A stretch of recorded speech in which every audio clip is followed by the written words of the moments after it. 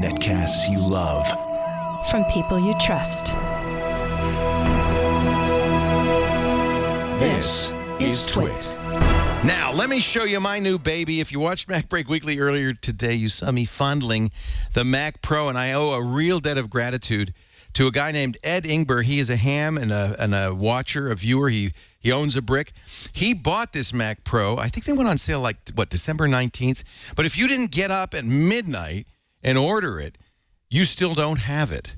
Only people who ordered in the first few hours before 3 a.m. were able to get their Mac Pros before the end of the year.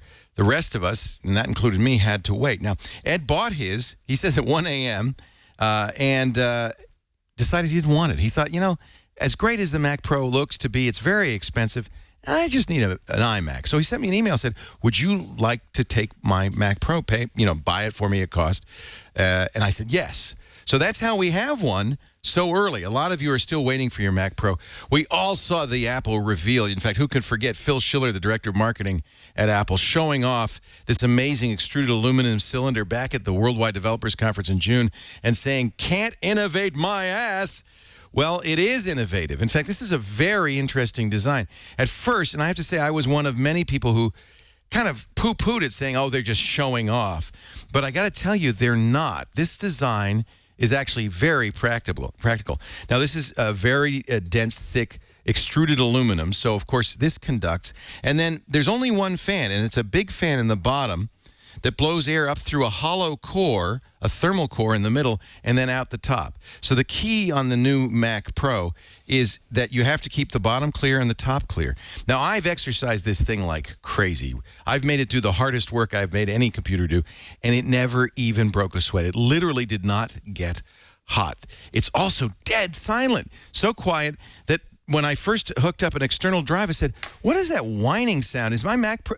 Oh, it's the hard drive inside the external drive. This thing is silent. So a beautiful but very functional design. They highlighted the fact that when you turn it, it lights up the connectors. And let's take a look at the connectors.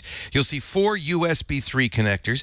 There are 6 Thunderbolt 2 connectors, 2 gigabit Ethernet ports, of course, audio in and out, and then the usual, HDMI port, on-off switch, and power plug. That's it. This is there's one more switch, and I don't know what's going to happen, but I'm going to take a chance. You can also I'll have to disconnect everything, but you can lift this off. I should do that, shouldn't I? I'll do it at the end. I'll tell you what, because I'll have to disconnect everything. But you can lift this off like Darth Vader's helmet and see inside it. And you see what a beautiful design this is. No moving parts. It's one of the reasons it's so quiet. SSD drives, dual PCI Express buses. That means they're very, very fast. The ROM is removable and upgradable. One of the few things you can upgrade in here. Although Otherworld Computing, when they took it apart, and I fixed it too, noted that the CPU, the Xeon CPU in here, was socketed.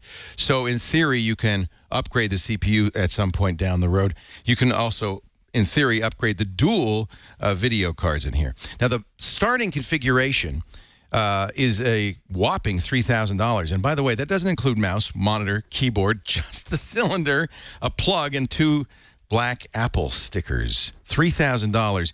You may be spending even more. You'll see the next level up, the 6-way Intel Xeon E5, running at 3.5 gigahertz is $4,000 with 16 gigs of RAM, and you can go on up. You're probably going to want to load it up because the kind of people who buy this are not so price sensitive. They're professionals who are editing video or rendering 3D objects, doing high-end Photoshop, something that they need a lot of speed because, frankly, this is overkill for almost everybody else. If you're doing spreadsheets, if you're doing simple Photoshop, you don't need this. And the fact that it's so expensive perhaps makes it prohibitive in terms of something that you'd want to have on your desk. You'll note how small it is.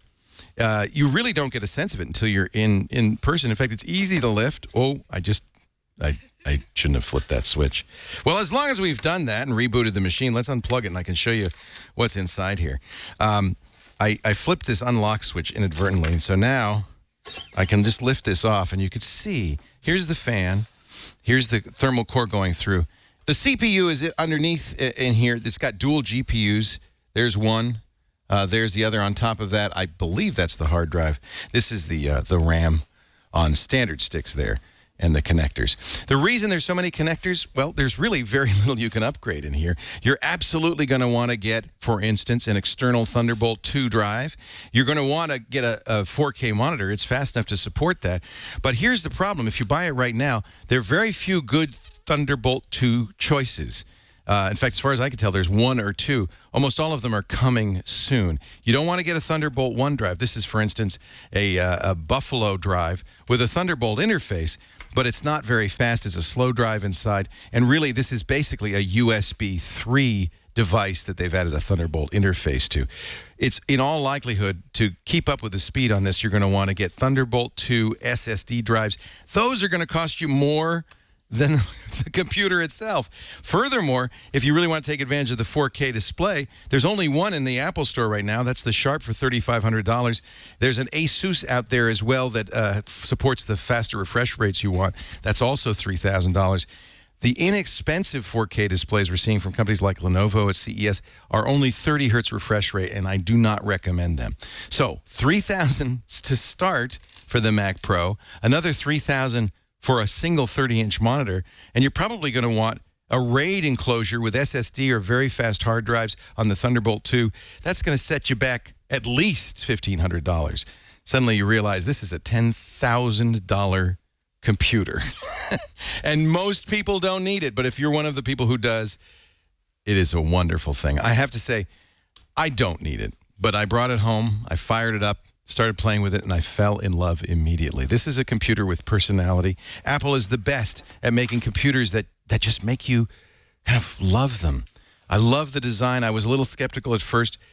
If you need a computer with this kind of power and you know who you are, there is nothing, no PC, nothing that can compare to the brand new 2013 Mac Pro. Pros and cons. The pros, of course, the design. The industrial design is gorgeous, well thought out, and highly functional, I have to say. It really does the job. It's also extraordinarily fast.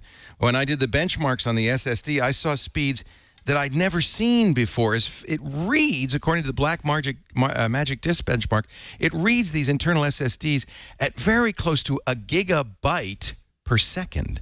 Imagine transferring data at a gigabyte per second. Unbelievable. The cons, well, you're going to need some very expensive peripherals. In fact, the whole thing is just ridiculously expensive.